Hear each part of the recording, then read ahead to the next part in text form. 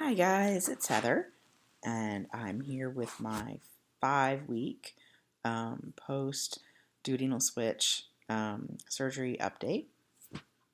I wasn't sure I would get one of these done, but if you might be able to hear, I'm a little bit sick, and so I'm working from home today. So I thought I'd take a minute and go ahead and record a video.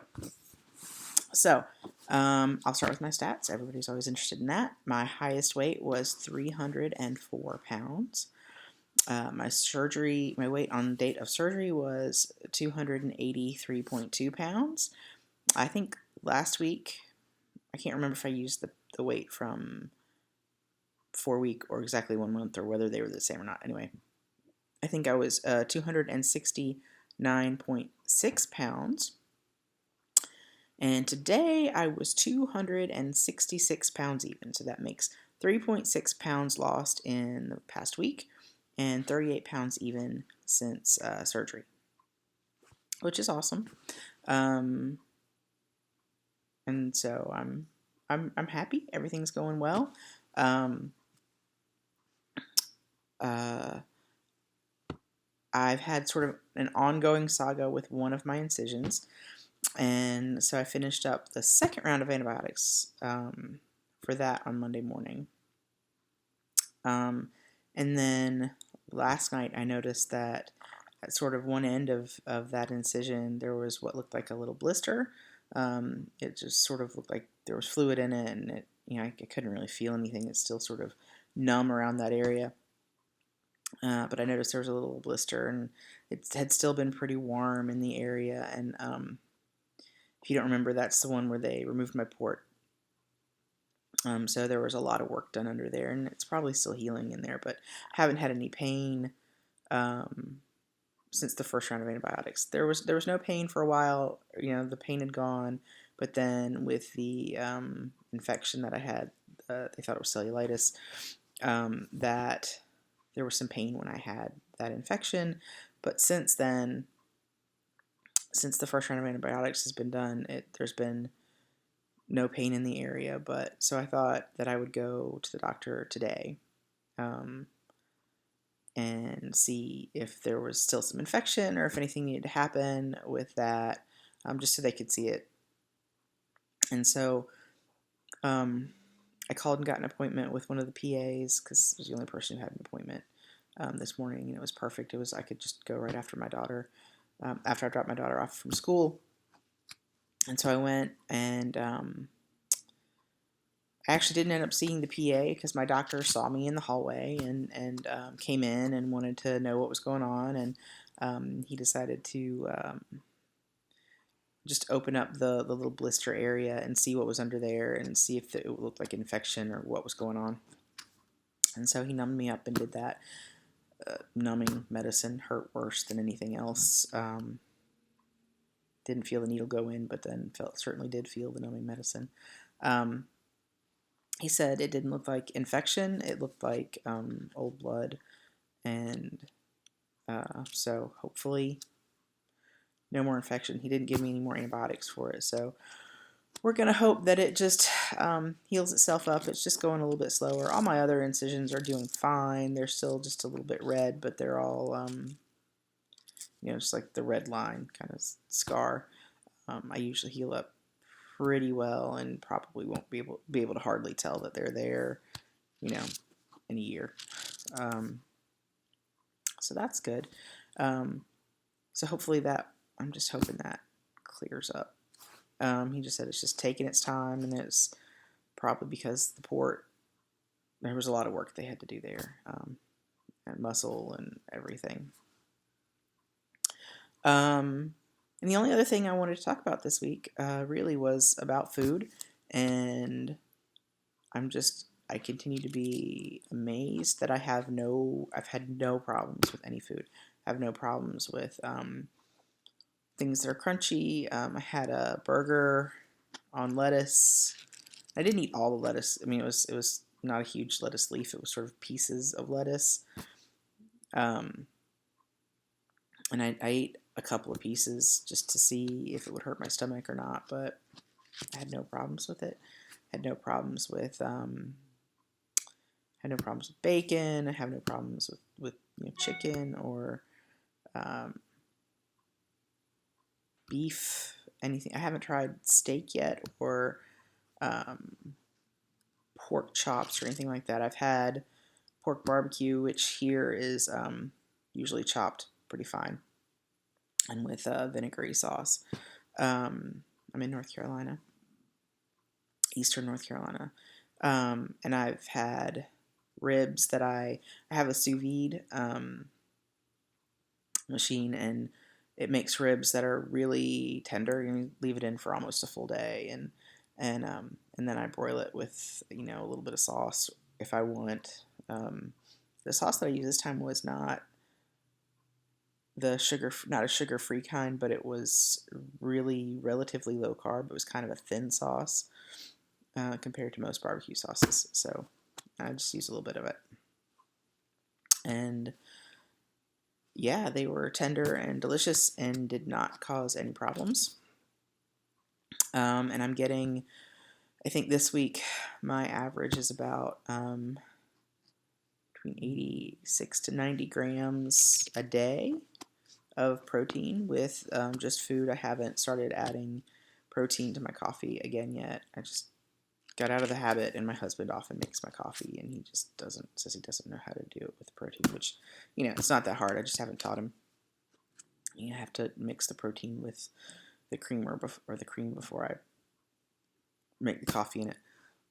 He just doesn't know. And I'm doing okay without it, but I do want to up my protein a little bit more. Try to get to 120, within hopefully the next month. So I don't know. Right now I'm not eating a lot. I'm eating, mostly protein. I'm eating smaller amounts a little bit more frequently. Usually I'll have like a yogurt for breakfast, and then I'll have something around lunchtime, and then I'll have like a mid-afternoon snack, and then I'll have my dinner. And that's about it for food. And it, I don't feel stuffed when I eat, but I also don't feel hungry anymore. I do feel some actual physical sort of hunger now. I can feel my stomach sort of growl a little bit when I need to eat, but I find that I can get enough protein out of like 4 small meals to get to like 90 grams, plus whatever's in the cream I put in my coffee. I use half and half usually. That's just what my husband does, what we've been doing for a long time, and I don't use any sweetener. Just because I don't like artificial sweetener. I wish I did. I would love to have a nice caramel coffee or sugar-free mocha or something like that occasionally, but I don't like it. And again, maybe that the last time I had it when I was on antibiotics, it kind of made my stomach feel bleh, and I just didn't want to eat it. Just didn't want to drink the drink that I had in it. So I might try that again soon and see if it helps, see if it feels better. But yeah, everything's going great here. I was at the doctor, and he said, your weight's coming down well. Everything's going well. Just trying to get the incision healed up. I am nowhere near ready for Christmas. I don't have a single gift wrapped. We have no idea what sort of big gifts the kids are getting. I'm just not ready. I'm sure I'll get there. And Amazon Prime is a lifesaver to me this season. Just, Christmas, usually we have boxes coming all the time right about now. So hopefully soon. I need to just sit down and take stock of the things that I've bought over the course of the year. Sometimes I'll see something for my kids, and I just don't want to give it to them right then, so I'll put it away and then forget about it. So I need to do that. but everything's just going great, and I hope everybody's doing well. And if you're pre-op, I hope everything's going well for you. And I just wanted to say, this is like one of the best things I've ever done for myself so far. This is it. I feel great, and it really I didn't feel bad for very long at all. I mean, like you said, I'm 4 weeks out. I am mostly back to actually I'm 5 weeks out. That's right, 5 weeks out now. I've been back into my routine for doing pretty much everything just like normal for pretty much at least probably 2 weeks. I may go to bed a little bit earlier. I've been really, really tired lately, but I think this cold was coming on for at least the past week. I've been feeling just a little bit sick, and just today it's worse. So I have a little bit of a cough and nasal congestion, and it's just bleh. So I feel like that's probably one of the reasons why I'm just tired. Because before I started getting the cold, I was into my routine and not not needing to take a nap or feeling like I was just so exhausted I need to go to bed early. Right now, yeah. But last night, my family and I went to see. There's a big light display that we drive past on a path through a neighborhood. Like it's a naturey path, but that goes behind a bunch of houses, and everybody that's on the path just does up their backyard in Christmas lights.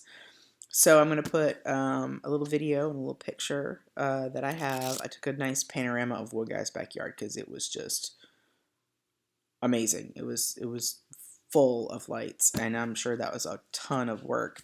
But the whole it's got to be at least like 40 houses, 20 on each side, like at least long. And some of them have music, and it's really cool. So I've babbled for long enough. So I hope you guys have a great week, and I'll talk to you hopefully next week. Bye.